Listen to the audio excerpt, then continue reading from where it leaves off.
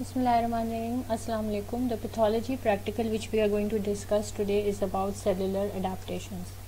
Cells may adapt by undergoing changes in size, number and type. These changes occur singly or in combination. Normal cellular adaptation occurs in response to an appropriate stimulus and ceases once the need for adaptation has ceased. Cellular adaptations to injury.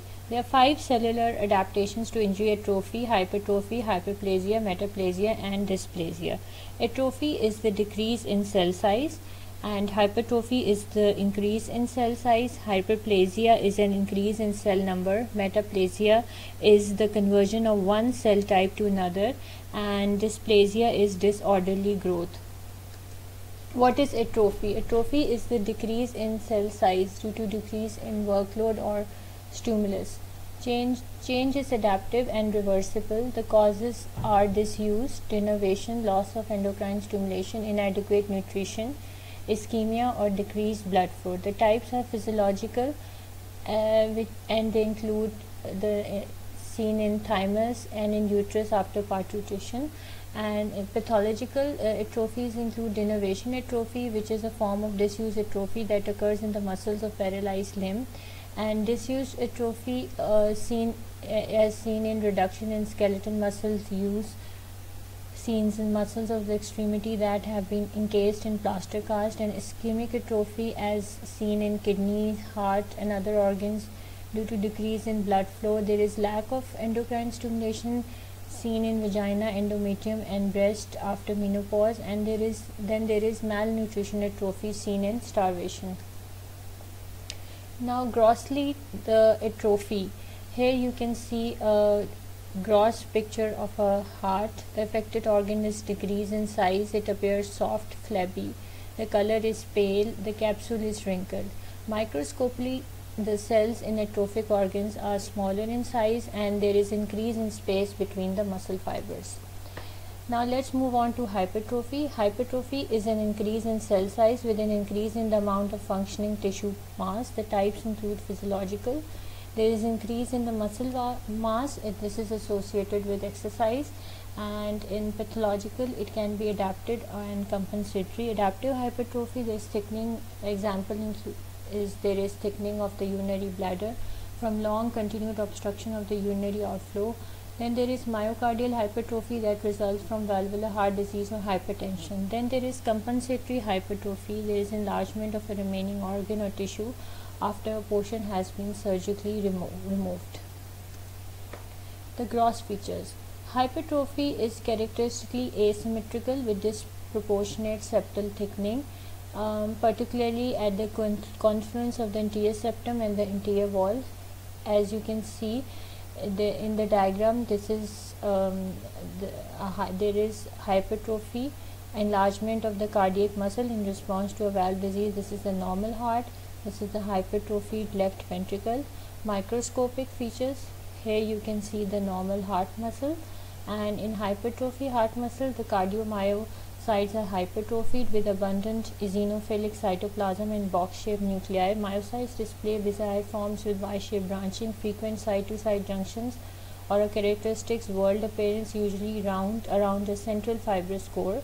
Myocardial architecture is disorganized with bundles of cardiomyocytes arranged at perpendicular and oblique angles to each other, called myocardial disarray. Now let's move on to hyperplasia. Hyperplasia is an increase in the number of cells in an organ or tissue. It occurs in tissues with cells that are capable of mitotic division, such as the epidermis, intestinal epithelium and glandular tissue.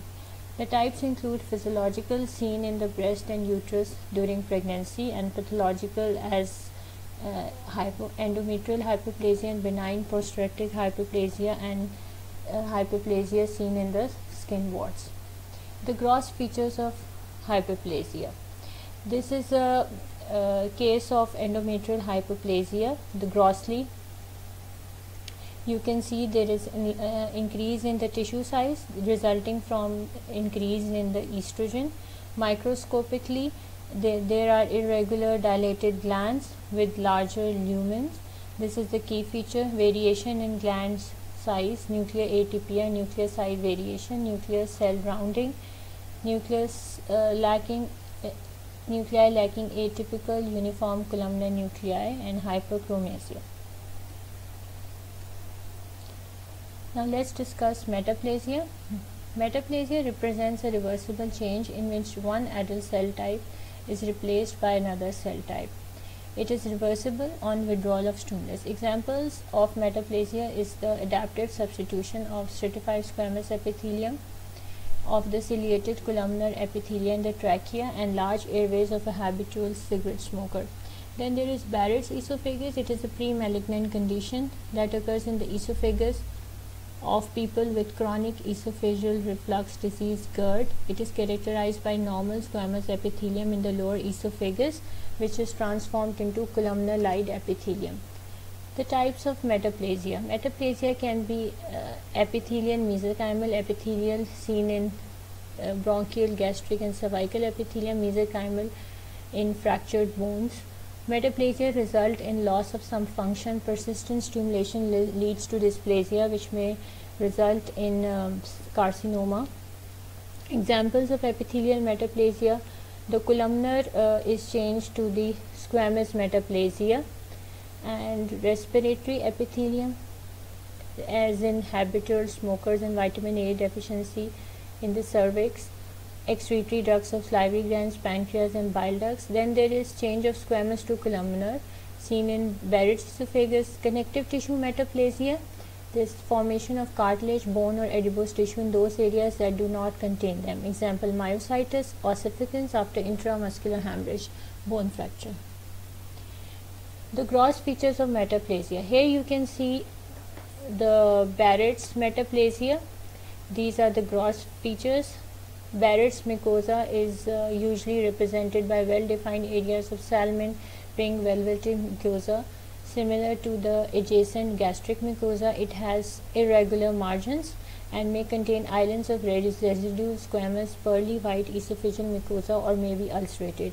It is usually limited to the lower third of the esophagus, but in the severe cases it may extend to the middle and upper esophagus.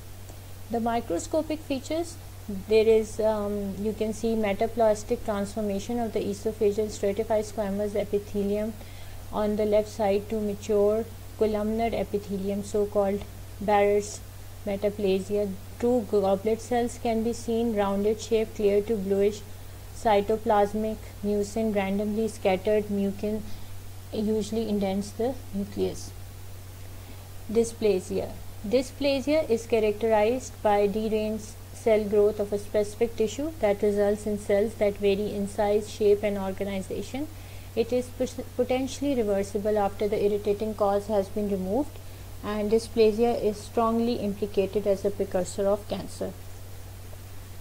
The gross features of dysplasia, you can see here dysplasia occurring in lungs.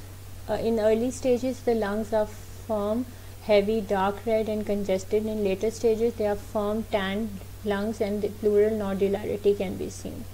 Microscopic features, you can see there is pleomorphism of both cells and nuclei, and increase in nuclear cytoplasmic ratio, hyperchromatic or vesicular nuclei with prominence of nucleoli, increase especially presence of atypical mitotic figures, loss of polarity and intact basement membrane. Now let's discuss about anaplasia. In anaplasia, the cells differentiate to a more immature or embryonic form. Malignant tumors are characterized by anaplastic cell growth. Microscopically, here you can see in anaplasia pleomorphism, there is variation in size and shape of cells and the nuclei, hyperchromatic nucleoli, and coarse chromatin, there is loss of polarity. Now you have to draw these diagrams in your practical notebooks, and you have to write two microscopic identification points. Here you can see skeletal muscle hypertrophy. There is hypertrophy of the muscles. Then you can see hyperplasia of prostate. This is the figure of benign prostatic hyperplasia. Hyperplastic glands, variable size glands with papillary enfoldings, glands lined by double layered epithelium, inner columbar and outer cuboidal, corpora malacia and fibromuscular stroma. Here you can see the diagram of showing metaplasia in the respiratory epithelium. The squamous metaplasia can be seen in the change of the columnar epithelium to stratified squamous epithelium. Here you can see the diagram showing mild dysplasia. This is a hyperkeratinized epithelium, then there is nuclear hyperchromatism, there is connective tissue with inflammatory cell infiltration, and then there is basal cell hyperplasia. Thank you.